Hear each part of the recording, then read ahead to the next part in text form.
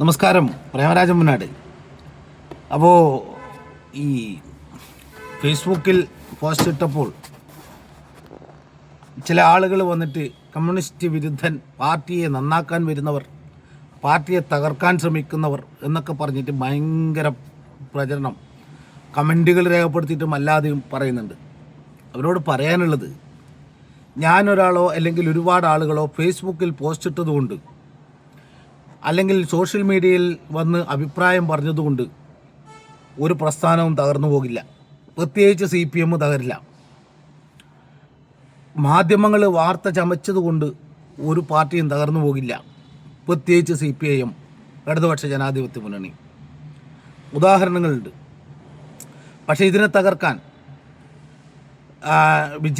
MM Vijayan പറഞ്ഞതുപോലെ, ഒരുപാട് ചിന്തകന്മാർ പറഞ്ഞതുപോലെ, കമ്മ്യൂണിസ്റ്റ് പാർട്ടിയെ നശിപ്പിക്കാൻ വേണ്ടി പറ്റുന്നത് അതിൻ്റെ നേതൃനിരയിൽ നിൽക്കുന്ന, അതിനുള്ളിൽ നിൽക്കുന്ന ആളുകൾക്ക് മാത്രമേ പറ്റുള്ളൂ. അതാണിപ്പോൾ സംഭവിച്ചുകൊണ്ടിരിക്കുന്നത്. തെറ്റ് ചൂണ്ടിക്കാണിക്കുമ്പോൾ, ഈ പ്രവൃത്തി ശരിയല്ലെന്ന് കാണിക്കുമ്പോൾ, കുറേ വെട്ടുകിളികളെ പോലെ ചില ആളുകൾ വന്നിട്ട് അവരെ അധിക്ഷേപിക്കുക, അവരെ സംഖ്യയാക്കുക, സുഡാപ്പിയാക്കുക, അതിൻ്റെ അവരെ വിരുദ്ധനാക്കുക. അതിൻ്റെ ശരി തെറ്റുകൾ എന്താണെന്ന് മനസ്സിലാക്കുക. അത് കുറേയും പാർട്ടിയുടെ എന്തെങ്കിലും അപകർഷണം നുണഞ്ഞവരായിരിക്കും. ഇത് സഹകരണ ബാങ്കിൽ ജോലി കിട്ടിയവർ, അവരുടെ കുടുംബക്കാർ, അവരുടെ സുഹൃത്തുക്കൾ, ആശ്രിതർ, അല്ലെങ്കിൽ മറ്റേതെങ്കിലും തരത്തിൽ ആ പാർട്ടിയിൽ വിധേയപ്പെട്ട ആളുകൾ. അല്ലാത്ത ആളുകളല്ല. അവരാണ് ഈ വന്നിട്ട് ഉപരിവിപ്ലവം നടത്തുന്നത്. പാർട്ടിയെ തകർക്കാൻ പാർട്ടിയിലുള്ള നേതൃനിരയിൽ നിൽക്കുന്ന ആളുകൾക്കും അതിൻ്റെ ഉള്ളിൽ നിൽക്കുന്ന ആൾക്കേ പറ്റുള്ളൂ. പുറത്തുള്ളവർക്ക് ഒരു കാരണവശാലും പറ്റില്ല. ഉദാഹരണത്തിന്, കഴിഞ്ഞ ഒന്നാം പിണറായി സർക്കാർ പൂർത്തീകരിച്ചിട്ട് ഇലക്ഷനെ നേരിടുന്ന സമയത്ത് എന്തെല്ലാം വിവാദങ്ങളായിരുന്നു നമ്മുടെ നാട്ടിൽ. ആ കാലഘട്ടത്തിലെ മാധ്യമങ്ങളെ ഒന്ന് പരിശോധിച്ച് നോക്ക്, സോഷ്യൽ മീഡിയ ഒന്ന് പരിശോധിച്ച് നോക്ക് നിങ്ങൾ. സ്വർണ്ണക്കടത്ത്, ബിരിയാണി ചെമ്പിൽ, ഗ്രീൻ ചാനൽ സ്വർണ്ണക്കടത്ത്, അവിടുന്ന് കേന്ദ്ര ഏജൻസികൾ ഇങ്ങോട്ട് വരുന്നു. അതുപോലെ തന്നെ ഖുറാനിൽ സ്വർണം കടത്തി, ഈത്തപ്പഴത്തിൽ ഖുറാനിൽ സ്വർണം കടത്തി വികാരമിളക്കി വിട്ട് മതന്യൂനപക്ഷങ്ങളെ എന്താ പറയേണ്ടത്, ഭിന്നിപ്പിക്കാൻ വേണ്ടിയിട്ട്, അല്ലെങ്കിൽ അവരുടെ മനസ്സിനെ വ്രണപ്പെടുത്തി ഈ ഇടതുപക്ഷത്തിനും CPMനും എതിരാക്കാൻ വേണ്ടിയിട്ട് ഒരു പ്രചരണം ഒരു കോണിൽ നിന്ന് നടന്നു. ഖുറാൻ, ഈത്തപ്പഴം എന്ന് വേണ്ട, അങ്ങനെ കുറേയും. അങ്ങനെ എന്താ പറയേണ്ടത്, പിന്നീട് ലൈഫ് മിഷനിലേക്ക് വന്നു. റെഡ് ക്രസൻറ്റും അതുപോലെ തന്നെ അറ്റാഷയെ അറസ്റ്റ് ചെയ്യാത്തതിൻ്റെ പ്രശ്നം, അറ്റാഷ നാട് വിട്ടൊരു പ്രശ്നം, സ്വപ്ന സുരേഷ്, ശിവശങ്കരൻ ഉൾപ്പെടെയുള്ള ഒരുപാട് വിഷയങ്ങൾ. പോരാത്തതിന് കടൽക്കൊള്ള, അന്നത്തെ ഒരു മന്ത്രിയെ, നമ്മളെ ഫിഷറീസ് മന്ത്രിക്കെതിരായിട്ടൊക്കെ ശക്തമായ നിലയിലുള്ള പ്രചരണങ്ങൾ. വാർത്താ മാധ്യമങ്ങൾ തുറക്കാൻ പറ്റാത്ത ഒരു സാഹചര്യമായിരുന്നില്ലേ അന്ന്. പാർട്ടിയുടെ നേതാക്കന്മാർ ചാനലുകളിൽ വന്ന് പ്രതിരോധം തീർത്തിട്ട് അവർക്ക് താങ്ങാൻ പറ്റാത്ത അവസ്ഥയിലായി. അണികൾ റോഡുകളിൽ പ്രതിരോധം തീർത്തിട്ട് താങ്ങാൻ പറ്റാത്ത അവസ്ഥ. സോഷ്യൽ മീഡിയയിൽ എല്ലാവിടെയും എന്താ പറയേണ്ടത്, ഒരു അനുകൂല സാഹചര്യങ്ങൾ പോലും ഇല്ലാത്തൊരു ഇലക്ഷനെ നേരിട്ടപ്പോൾ അവിടെ ആ കാലഘട്ടത്തിലാണ് പരാജയപ്പെടുന്നതാണെങ്കിൽ ഇന്നത്തെ പോലെ പരാജയപ്പെടേണ്ടത്. കാരണം അത്രയേറെ സോഷ്യൽ മീഡിയ മുതൽ ഇങ്ങോട്ടെല്ലാം എന്തെല്ലാം പ്രശ്നങ്ങളായിരുന്നു. എന്നിട്ട് അവിടെ പരാജയപ്പെട്ടു പോയോ? 99 സീറ്റ് നേടിക്കൊണ്ട് വീണ്ടും അധികാരത്തിലേക്ക് വരികയാണ് ചെയ്തത്.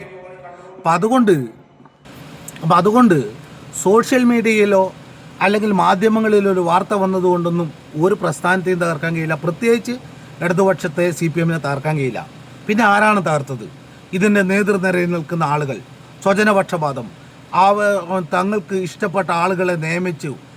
അതുപോലെ തന്നെ സ്ഥാനാർത്ഥി നിർണയത്തിലുണ്ട്. അതൊക്കെ ഇപ്പോൾ വ്യക്തമായല്ലോ. രക്തസാക്ഷി ഫണ്ട് ഉൾപ്പെടെ കട്ടതുമായി ബന്ധപ്പെട്ട് 2 സ്ഥലത്ത് സ്ഥാനാർത്ഥി നിർത്തിയത് കേരളം വ്യാപകമായിട്ട്.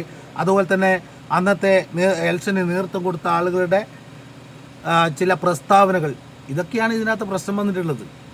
അല്ലാതെ ഈ പ്രാവശ്യത്തെ മാധ്യമങ്ങൾ നമുക്ക് പരിശോധിച്ച് നോക്കൂ.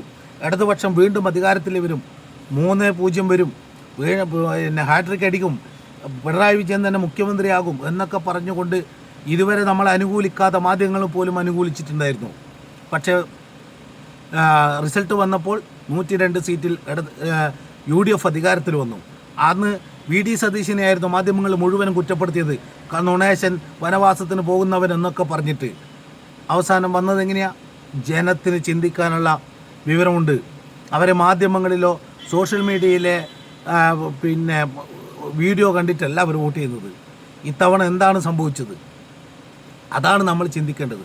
ഇത് സോഷ്യൽ മീഡിയയിൽ എന്തെങ്കിലും ഒരു പോസ്റ്റ് ഇടുമ്പോഴത്തേക്ക് അവനെ എന്താ പറയേണ്ടത്, ഒരു പറ്റം ആളുകൾ വന്നിട്ട് അധിക്ഷേപം, ഒരു തരത്തിൽ എന്താ പറയേണ്ടത്, വല്ലാത്ത നിലയിൽ, സംസ്കാര ശൂന്യമായ നിലയിൽ, കമ്മ്യൂണിസ്റ്റുകാർക്ക് ചേരാത്ത നിലയിൽ വന്നിട്ട് കമൻറ്റുകൾ രേഖപ്പെടുത്തുക, അതുപോലെ തന്നെ അല്ലാതെ സോഷ്യൽ മീഡിയയിൽ പ്രചരണം നടത്തുക. ഇതൊക്കെ കാണുന്ന ഒന്നും മൗനമായി നിൽക്കുന്ന ആളുകൾക്ക് നിങ്ങളോട് വല്ലാത്തൊരു വൈര്യം തോന്നുന്നുണ്ട്, വെറുപ്പ് തോന്നുന്നുണ്ട്. അതാണ് ഇത്തപ്രാവശ്യത്തെ മാധ്യമങ്ങളുടെ വാർത്തയും സോഷ്യൽ മീഡിയയിലെ പ്രചരണവും നോക്കിയിട്ട് അധികാരത്തിലേക്ക് വരുന്നതാണെങ്കിൽ പിണറായി സർക്കാർ വീണ്ടും അധികാരത്തിൽ വരേണ്ടതായിരുന്നു.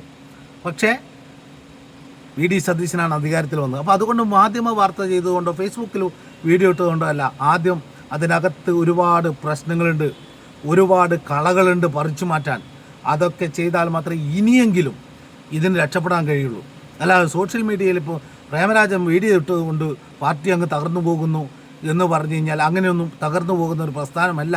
പക്ഷെ നമുക്ക് പറയാനുള്ള അഭിപ്രായം നിർഭയം നിരന്തരം ഇതിനകത്ത് പറഞ്ഞുകൊണ്ടേയിരിക്കുന്നു എന്ന് മാത്രമേ ഉള്ളൂ. അപ്പോൾ മാധ്യമങ്ങൾ വാർത്ത ചിത്രീകരിച്ചാലും ശരിയേത് തെറ്റേതെന്ന് മനസ്സിലാക്കാൻ പാകത്തിനുള്ള അണികളും നാട്ടുകാരും ഉള്ളത് കൊണ്ടാണ് ഇത്തവണ 35ലേക്ക് ഒതുങ്ങേണ്ടത്. ഇത് വീണ്ടും ആവർത്തിക്കുകയാണ്. സോഷ്യൽ മീഡിയയിൽ വന്ന് അതുപോലെ തെറിവിളിക്കുകയും മറ്റ് സ്ഥലങ്ങളിൽ അധിക്ഷേപിക്കുകയും ചെയ്ത് ആ നിലയിലുള്ള അധിക്ഷേപം തുടരുകയാണെങ്കിൽ 35 3ആയി മാറുന്ന അവസ്ഥയിലേക്ക് എത്തും. അപ്പോൾ അതുകൊണ്ട് തിരുത്തലുകൾ വരുത്തണം, നേതൃനിര മാറണം. ആ അഭിപ്രായങ്ങൾ ആളുകൾ പങ്കുവെക്കുമ്പോൾ അസ്വസ്ഥമായി നേരിടാതെ അതിൻ്റെ ശരി തെറ്റുകൾ മനസ്സിലാക്കി നേരിടാൻ നേരിട്ട് അതിന് പരിഹാരമുണ്ടാക്കാൻ വേണ്ടി സാധിക്കുമോ എന്നാണ് ശ്രമിക്കേണ്ടത്. അപ്പോൾ മാധ്യമങ്ങളും സോഷ്യൽ മീഡിയയിലും പ്രചരണം വന്നാൽ തകർന്നു പോകുന്ന ഒരു പ്രസ്ഥാനമല്ല ഇടതുപക്ഷ ജനാധിപത്യ മുന്നണി, അതിന് നേതൃത്വം കൊടുക്കുന്ന CPIM എന്ന് ഈ കഴിഞ്ഞ ഇലക്ഷനിൽ കൃത്യമായി തെളിയിച്ചിട്ടുണ്ട്.